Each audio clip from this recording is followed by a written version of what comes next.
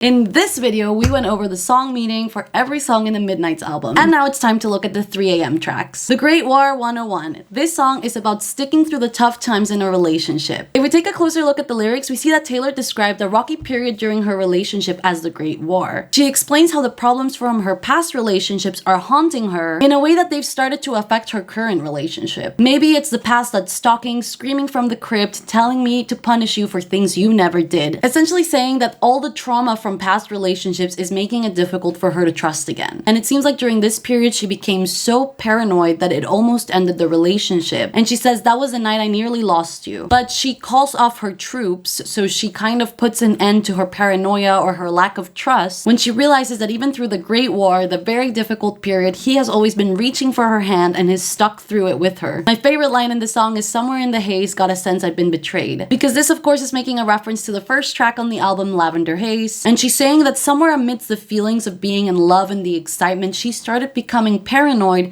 Probably because that's how things always start. She always started in relationships where everything was going well and then things would go badly. So as those things start to catch up to her and she's thinking something is gonna go wrong now, she's kind of maybe picking at things or looking for things that are going wrong because she feels like something must go wrong. Bigger Than the Whole Sky 101. There's actually different speculations about the song. Some people think it's about a relationship coming to an end before you would have wanted it to. Other people think that it's about the loss of someone close to you, be it friend, family, and others are even speculating that it's about a miscarriage. When I hear the song, I really hear the latter. I don't think it's about a relationship, but rather about the loss of someone. Of course, this gets really personal, and I'm not trying to speculate at all about Taylor's personal life, because that's none of our business, but I'm just trying to share the story that I hear when I hear the song. It starts with her being in a lot of pain. Every single thing I touch becomes sick with sadness. So she's talking about really difficult times. She says, "Goodbye, goodbye, goodbye, you were bigger than the whole sky." And to me, that doesn't sound like something you would say about a partner or a boyfriend. Like,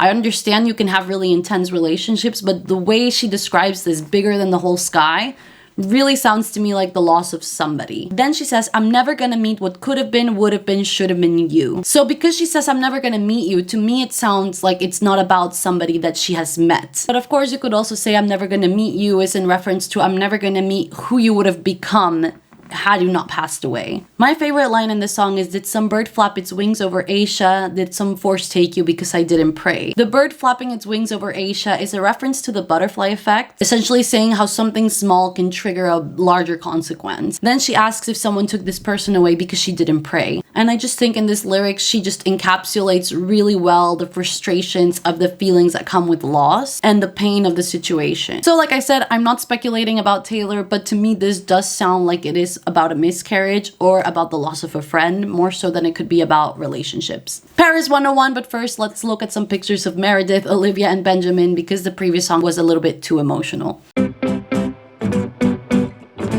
Paris 101. This song is about being too busy in love to notice the news around you. If we break down the lyrics, it starts with a gossip dialogue that ends with, "Did you see the photos?" where she responds, "No, I didn't, but thanks," suggesting that Taylor is like not interested in whatever drama or whatever gossip is going around. The song continues and she says, "I'm so in love that I might stop breathing. No, I didn't see the news because we were somewhere else." So essentially, she's too busy being in love to really care about the outside world. My favorite lyric in this track is, "Stumble down pretend alleyways, cheap wine make believe is champagne," because it's a cute lyric, but also in that first part all I hear is stump a tump, and I just love that. High Infidelity 101. This song is about subscribing to this channel. Oh, no wait, sorry, that's just a typo on the script. Damn autocorrect. Let's try that again. High Infidelity 101. This song is basically about cheating. The term high infidelity is actually adapted from the term high fidelity, which is essentially the highest quality of sound. And I think she's pegging it as a way to refer to as like the highest or like the worst thing you can do in a relationship, which is cheating. She says, "Do you really want to know where I was April 29th? Do I really have to chart the constellations in his eyes?" Showing a clear indication that she was somewhere she wasn't meant to be with someone she wasn't supposed to be with. My favorite lyric in this track is, "I didn't know you were keeping count. because it's a parallel to her song So It Goes from her Reputation album, where she says, honestly baby, who's counting? And this just shows like an evolution in the type of relationships she's been through, always moving on to better things. Glitch 101. This song is about falling in love and into a long-term relationship by accident. Or as she would refer to it in the song, there's a glitch and suddenly you've been with someone for 6 years. This can even be seen as a continuation from High Infidelity, because she talks about looking for happiness in someone else's playground. So she's somewhere she's not supposed to be. She even addresses her relationship status by calling it a situationship. This could be kind of in reference of one of those like it's complicated relationships. Then she says, I was supposed to sweat you out. So she's running around with someone, just getting distracted, having fun, and thinking that it's just a phase. But then she says it's been 2,190 days of their love blackout. And that is roughly the amount of time Taylor and Joe have been together. My favorite lyric is I was supposed to sweat you out, because I like the realization that she thought it was a phase, but then it wasn't. Would've, could've, should've,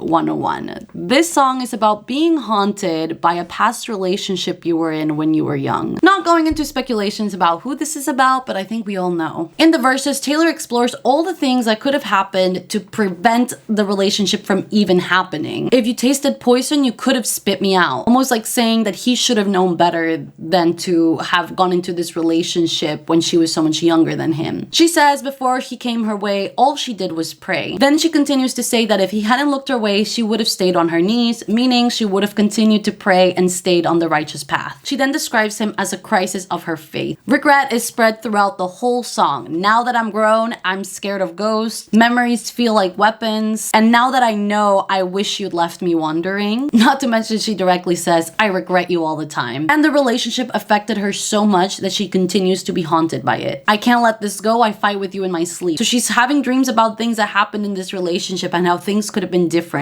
My favorite lyric is probably everybody's favorite lyric. Living for the thrill of hitting you where it hurts. Give me back my girlhood. It was mine first. It was really hard to say that and not scream it at the top of my lungs. Dear Reader 101. The general speculation of this song is that Taylor is just writing advice to her fans. However, if you take a closer look at the lyrics, the way that I see it is that she's actually talking to herself. Because as her audience, of course, we can read her lyrics, but we mainly listen to them. So when she says Dear Reader, I think she's referring to herself reading back on a note that she's written some time ago. Maybe one of these 3 a.m. nights she just stayed up writing advice that she has learned over the years and kind of written it as a reminder to herself for the future. But she also does talk about success and how people sometimes might speculate that she has it all without really seeing everything in her life. She says, if you knew where I was walking to a house, not a home, all alone because nobody's there. No one sees you lose when you're playing solitaire. So basically saying there's a lot of things behind the scenes that other people don't get to see. She's sometimes alone and you see a lot of her successes, but you don't get an insight into most of her losses. My favorite lyric here is when you aim at the devil, make sure you don't miss. If you made it this far, thank you so much for hanging out with me. If you would like to hang out again, make sure to subscribe. Again, there is so much I could say about each of these songs, so I just try to keep it short and like get to the point, so there's just like a general overview what the song is about. That's all for this video. I hope to see you in the next one. Bye!